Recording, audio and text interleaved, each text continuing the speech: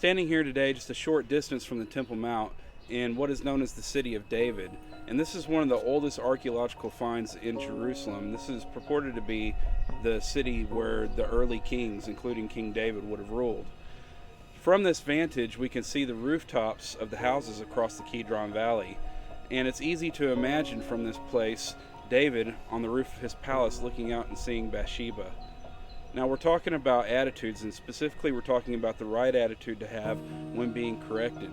David had a lot of God's favor in his life. He was shown favor in his fight against Goliath. He was shown favor in his rise to being king, and he was shown favor in his fights against the Philistines.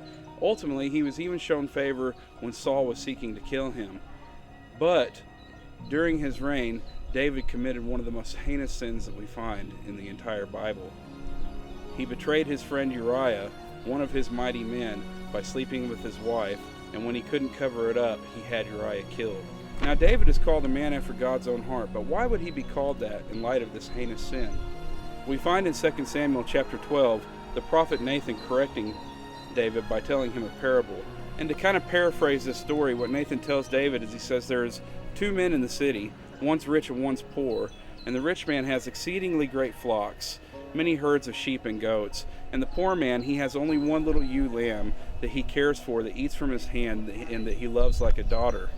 And when a visitor comes to the city, the rich man, rather than taking a lamb from his own flocks, decides to take this poor man's one and only lamb.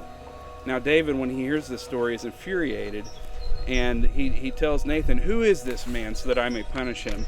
And Nathan reveals to him, "You are that man," and David is faced with his own sin. When learning how to change our attitudes, one of the most important areas that we must learn to deal with is how to handle criticism and correction. Now, it's our natural kind of instinct when we are criticized or corrected to deflect blame. Maybe I did something wrong, but I only did something wrong because this other person did something wrong. And that's a false attitude. Or sometimes we even reflect blame back on the person who's correcting us. Who are you to tell me? Sound familiar? And this is a false attitude. This is a wrong attitude to have when being corrected. Now look at how David responds to Nathan. He doesn't deflect the blame. He doesn't become defensive. Rather, he accepts his sin and he becomes repentant. He is sorrowful. David's example of repentance is the example that we must learn to follow in our own lives.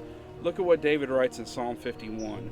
"Have mercy upon me, O God, according to your loving kindness. According to the multitude of your tender mercies, blot out my transgressions. Wash me thoroughly from my iniquity and cleanse me from my sin.